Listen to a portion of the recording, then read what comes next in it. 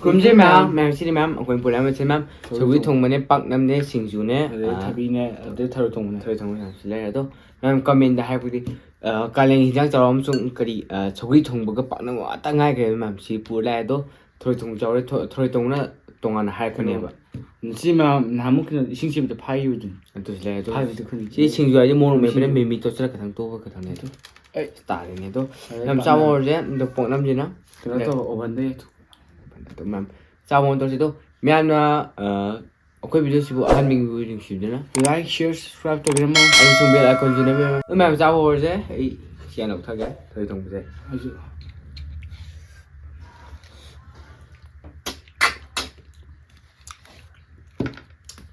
ꯀꯨꯏꯗꯤ ꯀꯨꯏꯔꯦ ꯁꯤꯁꯦ ꯍꯥꯏꯗꯤ ꯀꯨꯏꯕ ꯍꯥꯏꯁꯦ ꯀꯌꯥꯝ ꯀꯨꯏꯔꯒꯦ ꯑꯁꯤ ꯊꯔꯣꯏ ꯊꯣꯡꯕꯁꯦ ꯑꯩꯈꯣꯏ ꯅꯍꯥꯟꯃꯨꯛ ꯏꯆꯦ ꯈꯨꯟꯈꯤꯕꯅꯦꯕ ꯑꯃꯨꯕꯤꯅ ꯑꯩꯈꯣꯏꯁꯦ ꯃꯥꯡꯇꯨꯅ ꯑꯉꯥꯡꯗꯣ ꯑꯗꯨꯅꯦ ꯇꯧꯔ ꯈꯨꯟꯈꯤꯕꯅꯦꯕ. ꯃꯌꯥꯝ ꯆꯥꯕ ꯍꯧꯔꯁꯦ.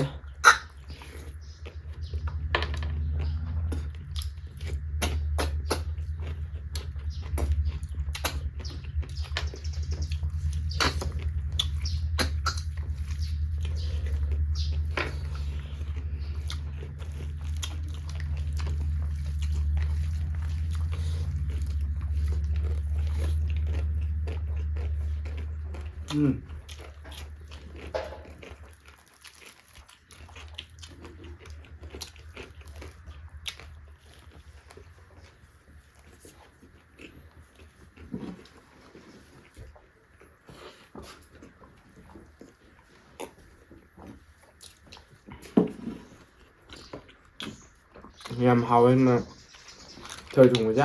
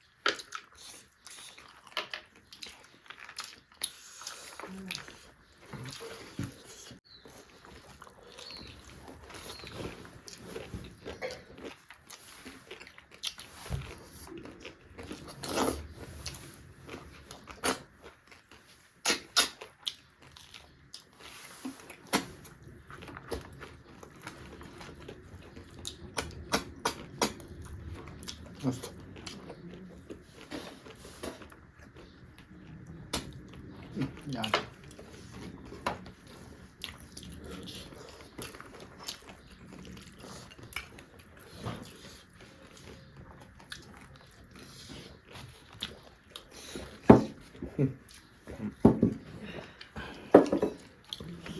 ꯃꯁꯤꯅ ꯉꯥ ꯑꯌꯥꯏꯕꯅꯦ ꯑꯩꯈꯣꯏ ꯁꯤꯁꯨ ꯐꯥꯈꯤꯗꯨꯅꯦ.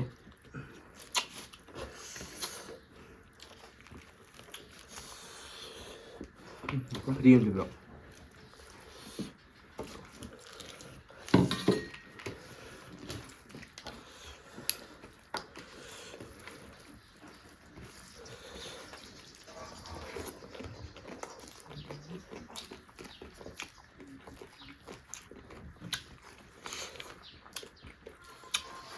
ꯁꯥꯏ ꯀꯩꯅꯣꯁꯦ. ꯐꯩ ꯍꯥꯎꯕꯅꯦ ꯃꯣꯔꯣꯛ ꯁꯥꯇꯛ ꯁꯥꯔꯒꯀꯣ.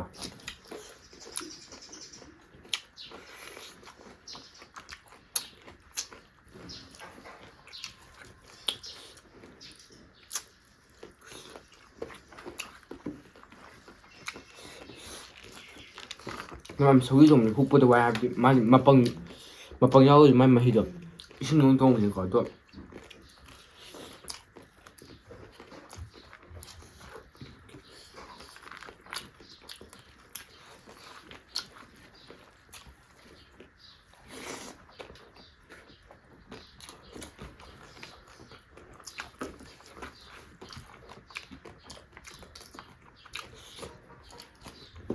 ꯆꯥꯔꯕ꯭ꯔꯣ?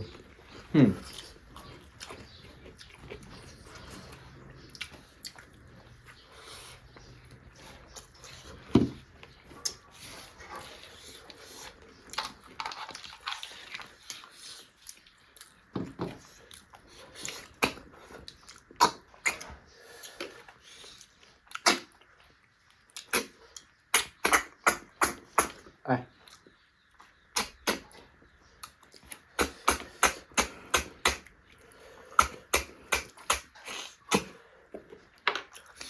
Làm spăng được giàu Ừ. thôi.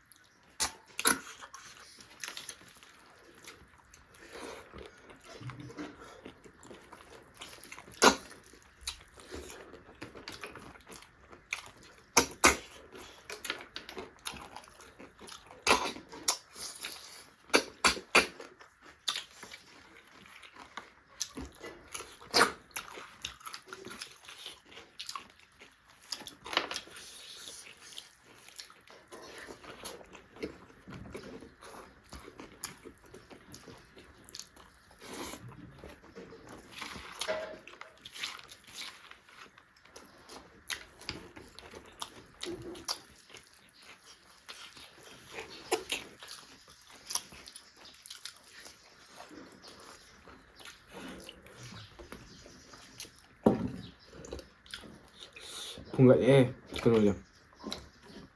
Bao nhiêu chứ?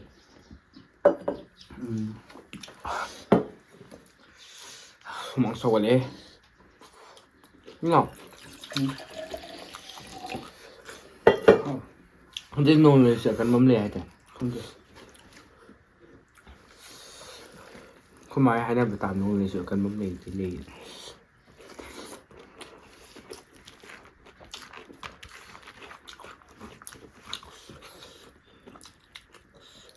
Nhưng mà nồi chứ chú hẳn mà tầm này chú rồi còn nữa. Cái này đau đau là khá là quan trọng. Nồi chú nhưng mà tầm nó có su rồi là lại tôi chuẩn nhưng mà tầm nó chú là nhiều. Thơm. Kìa. Thôi đồng rồi. Dạ. Phi được rồi.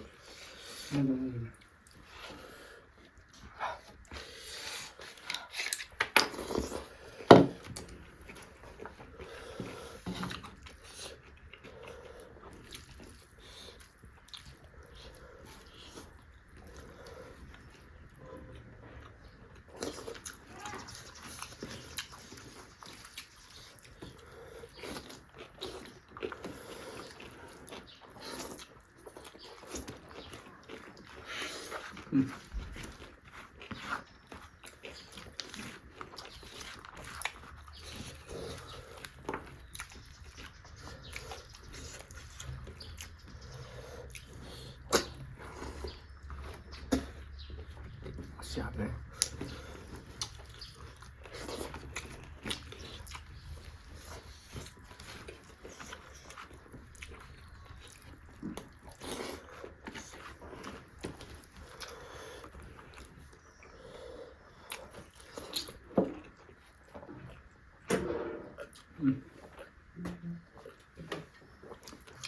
Em mai mua thuốc này.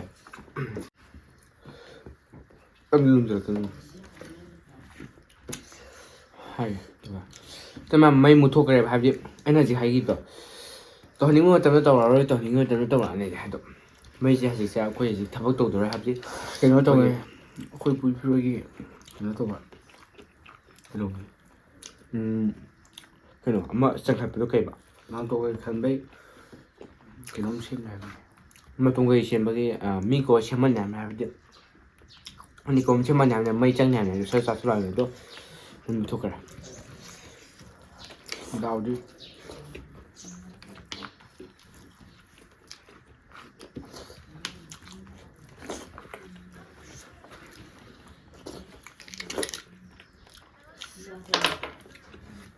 Nhưng mà mình giờ quên đi mù băng đầu rồi hay mù băng đầu luôn rồi. Sao rồi thế đó. Bạn gì rồi đi dạo này đó. Khơi lên mấy đó. Sau cái thùng nó quay mua ở tiệm bắp bà để hay biết. Thế chứ mua ở tiệm cho tụi tăng hay tăng nữa này đó.